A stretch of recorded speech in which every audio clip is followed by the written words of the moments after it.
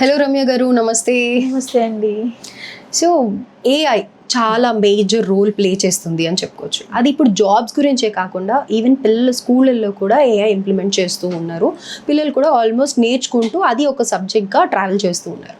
So ఈ AI dependency ఎక్కువ అవుతుంది అంటారా? పిల్లల ఫ్యూచర్లో ఎలాంటి ప్రాబ్లమ్స్ వస్తాయి? అసలు ఏఐ స్కిల్స్ అనేది చిన్నప్పటి నుంచే పిల్లలకి నేర్పించడం మంచిదేనా? ఏమంటారు దీని గురించి? ఒకటి, నేర్చుకోవటం వేరు, డిపెండ్ అవ్వటం వేరు. ఓకే ఫస్ట్ నేర్పిస్తున్నామా, వాళ్ళని డిపెండెన్సీ చేస్తున్నామా అనే క్లారిటీ నేర్పించే వాళ్ళకి ఉండాలి, తల్లిదండ్రులకి ఉండాలి పిల్లలకంటే ముందు. సెకండ్ థింగ్, అసలు ఎవరు డెవలప్ చేశారండి? ఎవరు చేశారు? మనుషులం, మనమే చేసాం. అంటే మన మైండ్ ఒక ఏఐని క్రియేట్ చేయగలిగినంత పవర్ మన మైండ్కి, మన స్కిల్కి ఉంది. ఇప్పుడు మనం ఎందుకు ఏఐ క్రియేట్ చేసుకున్నాం? మన టాస్క్ ఏవైతే డైలీ చేస్తామో అవి స్మూత్గా, ఫాస్ట్గా, టైం లేకుండా కాకుండా త్వరగా ఇంప్లిమెంట్ అయ్యడానికి చేసుకున్నాం. సో ఇదే ఈ తత్వాన్ని ఎందుకు డెవలప్ చేసాము, ఎందుకు యూస్ చేస్తారు అనేది ఫస్ట్ పిల్లలకి నేర్పించి then they have to get expose to AI. This is the first step. ఇలా కనుక వాళ్ళు ఎక్స్పోజ్ చేసే ముందు, వాళ్ళు ఎక్స్పోజ్ అయ్యే ముందు వాళ్ళకి కనుక అది ఎందుకు యూస్ చేస్తున్నాము ఏంటి అని తెలియలేదు అనుకోండి, ఆటోమేటిక్గా డిపెండెన్సీ పెరిగిపోతుంది. ఇవాళ చిన్న చిన్న క్యాలిక్యులేషన్స్కి కూడా క్యాలిక్యులేటర్ యూజ్ చేస్తున్నాం. ఇప్పుడు ఒకప్పుడు క్యాలిక్యులేటర్ ఉండేది. లైక్ ఫర్ ఎగ్జాంపుల్ మనం చూస్తే శకుంతలాదేవి గారు హ్యూమన్ కంప్యూటర్ అంటారు. ఆమె ఏ క్యాలిక్యులేటర్ యూజ్ చేసిందండి? నెంబర్స్ కూడా అంత పవర్ ఉన్న వాళ్ళు మనకి ఇండియానే కదా, ఆల్ ఓవర్ వరల్డ్ ఎక్కడైనా మనం చూసుకుంటూ ఉంటుంది. మన బ్రెయిన్ కెపాసిటీ అది. సో ఇప్పుడు వచ్చిన తర్వాత ఏం చేస్తున్నామంటే, ఫస్ట్ ఆఫ్ ఆల్ ఎక్కడ రాంగ్ జరుగుతుంది పిల్లల విషయంలో అంటే, వాళ్ళకు ఒక క్లారిటీ ఇవ్వకుండా, అరే నీ హోంవర్క్ చేయాలి, అమ్మ వాళ్ళకి ఇప్పుడు ఉన్న ప్రొసీజర్స్ అవి అర్థం కావట్లేదు, ప్రాజెక్ట్స్. సో అవి ఎట్లా చేయాలో తెలియక వాళ్ళు ChatGPT యూజ్ చేస్తారు. ఇప్పుడు పిల్లలు పెరిగే కొద్ది చూస్తారా, సర్టెన్ ఏజ్ 7 years 8 years వచ్చేసరికి అమ్మ వాళ్ళు ఏం చెప్తారు, అరే ChatGPT ఇది కొట్టు వచ్చేస్తుంది, అవసరం లేదు, స్కాన్ చేసి వస్తుందని చెప్పేసి అలా చెప్తారు.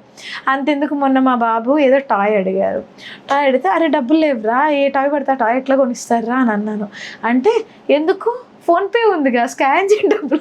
వాడికి ఫోన్పే చేస్తే స్కాన్ అయితే ఆటోమేటిక్ టాయ్ వస్తుంది అనుకున్నాడు. దాంట్లో అమౌంట్ ఉండాలనే విషయం కూడా వాడు తెలియట్లా.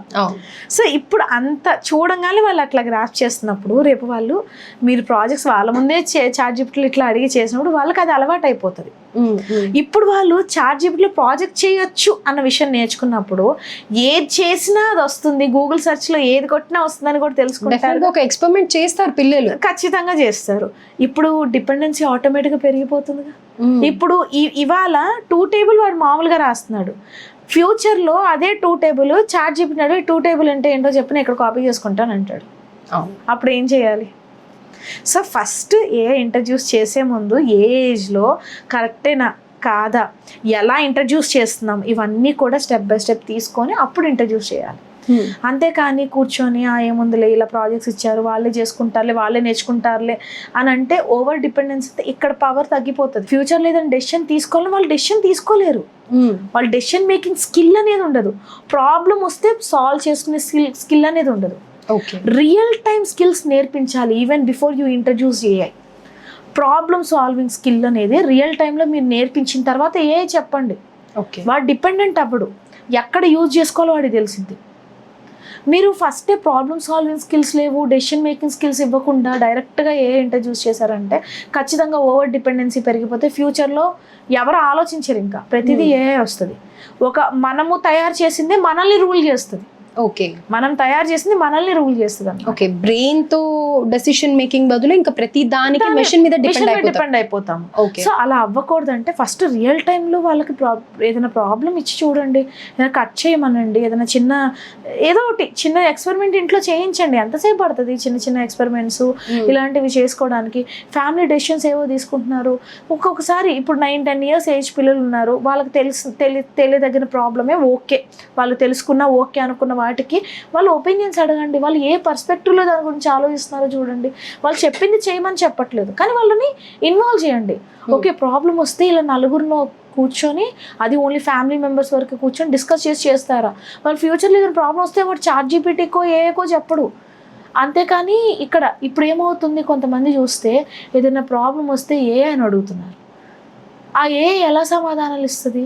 మనకి తగినట్టు ఇస్తుంది, మన మూడ్కి తగ్గట్టు, మన ఎమోషన్స్ తగ్గట్టు, మనల్ని నొప్పి తగలకుండా మనకు అలా చెప్తుంది. For example, I'm deeply hurt, ChatGPTకి ఎవరో ఇచ్చారు, నేను చాలా డీప్గా హర్ట్ అయ్యాను, నా ఫ్రెండ్ ఇలా చేసింది, ఇలా అంది అని చెప్పి. ఓ అసలు నీ ఫ్రెండ్తో నువ్వు మాట్లాడొద్దు, అసలు నువ్వు మాట్లాడటానికే వీల్లేదు, ఇంత చేస్తుందా? ఇప్పుడు వాళ్ళ ఎమోషన్ ఏమవుతుంది? ఫ్రెండ్తో అలా చేసింది, ఇదే ఫ్రెండ్ దగ్గరికి వెళ్ళి ఎక్స్ప్రెస్ చేస్తే నేను హర్ట్ అయ్యాను అంటే అక్కడ అది అయితే ఫ్రెండ్ అర్థం చేసుకుంటుంది, లేకపోతే లేదు, నువ్వు మూవ్ అయిపోతావు.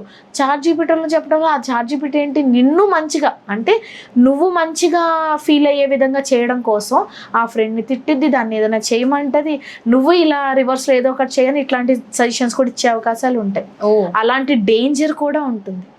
ప్రతిదీ తీసుకెళ్ళి ఎమోషనల్ స్టెబిలిటీ కూడా పోతుంది పిల్లల్లో. ఓకే, క్రియేటివిటీ వైజే కాకుండా ఎమోషనల్ గా కూడా ఆటోమేటిక్ ప్రతిదీ ఎక్స్ప్రెస్ ChatGPT చేస్తారు. మనుషులతో కదా ఎక్స్ప్రెస్ చాలా ఉంటుంది. మనుషులతో కదా ఎక్స్ప్రెస్ చేయాల్సింది. నువ్వు పోయి ChatGPT చెప్తే అదేమైనా ఆరుస్తుందా, తీరుస్తుందా? తీరదు.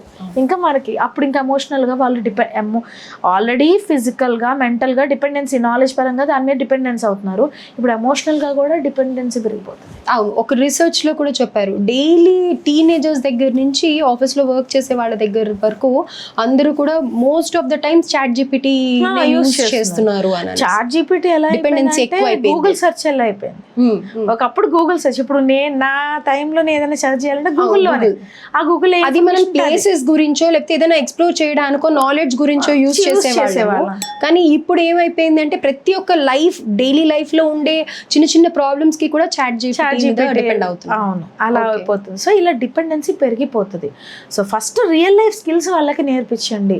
నేచర్ లోకి తీసుకెళ్ళటము, ఓకే పాములు ఇవన్నీ ఇలా ఉంటాయి, నేను ఇప్పుడు అడవిలో తీసుకెళ్ళలేను, జూ ఉందిగా, జూకి తీసుకెళ్ళండి, వాళ్ళని ఎక్స్ప్లోర్ చేయనివ్వండి. ఎవ్రీ వీకెండ్ ఫ్యామిలీ టైం అని పెట్టుకోండి. ఇవన్నీ వాళ్ళకి రియల్ టైమ్గా ఫీల్ అవ్వాలి.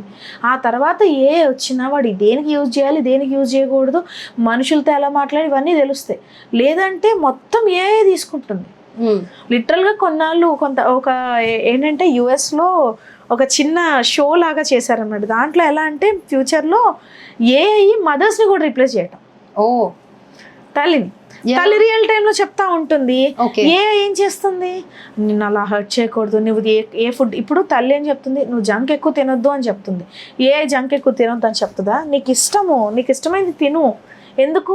ఎమోషనల్గా నాతోనే అంటే ఎలా ఉంటుందంటే మనిషిని వాళ్ళు ఎమోషనల్గా కనెక్టెడ్గా ఉండాలి, వాళ్ళని సాటిస్ఫై చేయాలి.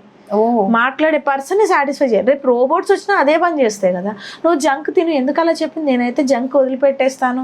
ఎందుకు? ఎమోషనల్గా వాళ్ళని కంఫర్ట్గా ఫీల్ చేయడానికి. దానికి ఎందుకు ఎమోషనల్ ఇంటెలిజెన్స్ లేదు, స్వతహాగా థింక్ చేసే కేపబిలిటీ ఉంటుందా? మనిషి ఏదైతే ఇస్తాడో అదే. ఖచ్చితంగా రోబోట్ ప్రిపేర్ చేసే వాళ్ళు వాళ్ళని ఎమోషనల్గా సాటిస్ఫై చేయనే ఇస్తారు. అంతేగా నువ్వు ఎగనెస్ట్కి వెళ్ళని ఎవడే ఇస్తాడా? ఎవడెవడు. రేపు తల్లి ఒకటి చెప్తుంటే రోబోని పెట్టుకుంటాడు, నాకు నువ్వు వద్దు, నాకు రోబోనే కావాలి, అది నేను చెప్తా అది చేస్తుంది, నువ్వేం చెయ్యవు, నువ్వు జంక్ తన్నేవో అని చెప్తారు. సో అట్లాంటి ఒక చిన్న సీన్ ఒకటి చేసి పెట్టారు. నాకు చూసినప్పుడు నిజమే కదా, ఇలా చేస్తే ఏంటి పరిస్థితి, తల్లులు ఏమవుతారు, తల్లిదండ్రులు ఏమవుతారు అనిపించింది అనమాట. సో AI అనేది ఒక మంచి ఇన్వెన్షన్ అయినప్పటికీ పిల్లలకి నేర్పించడానికి ఒక స్కిల్గా పనికొస్తుంది తప్ప దాని మీద డిపెండ్ అయ్యేలాగా మాత్రం చేయొద్దు అంటారు. రైట్. హోంవర్క్స్లో కానీ దేంట్లో కూడా వాళ్ళ థింకింగ్ ప్రాసెస్ ని ఆలోచించి లైక్ ఎలా అనేది ఎగ్జిక్యూట్ చేయాలి. ఫర్ ఎగ్జాంపుల్ ఇప్పుడు మీరు హోంవర్క్ అన్నారండి, హోంవర్క్ ఎలా ఇస్తారు? క్లాస్లో చెప్పకుండా ఇవ్వరు కదా. మీరు ఆ హోంవర్క్ మీకు తెలియలేదని మీరు ChatGPTలో చూస్తే వాడు క్లాస్లో వింటాం మానేస్తే నాకు ఇక్కడ తెలుస్తుంది కదా, ఎట్లా కొట్లా చేయొచ్చు అంటాడు. సో అదే నన్ను క్లాస్లో ఏం చెప్పారు, ఎలా చెప్పారు, నాకు ఒకసారి చెప్పు, నాకు తెలియట్లేదు అనండి. వాడు ఎక్స్ప్లెయిన్ చేయడానికి ఎంత ఇంట్రెస్ట్గా ఎక్స్ప్లెయిన్ చేస్తారు పిల్లలకి ఎంత ఇష్టమో అసలు ఎక్స్ప్లెయిన్ చేయటం అనేది. అది ఒక 1 hour 2 hours పిల్లలు రోజు మొత్తం 1 hour చాలండి హోంవర్క్. ఎంత పెద్ద హోంవర్క్ ఇచ్చేస్తారండి వాళ్ళకి, ఒక 1 hour కూర్చుంటే అయిపోదా? దానికోసం ట్యూషన్లో పంపించడం, లేదంటే ఈ ChatGPT మీద ఎందుకు అనవసరం. Right, thank you.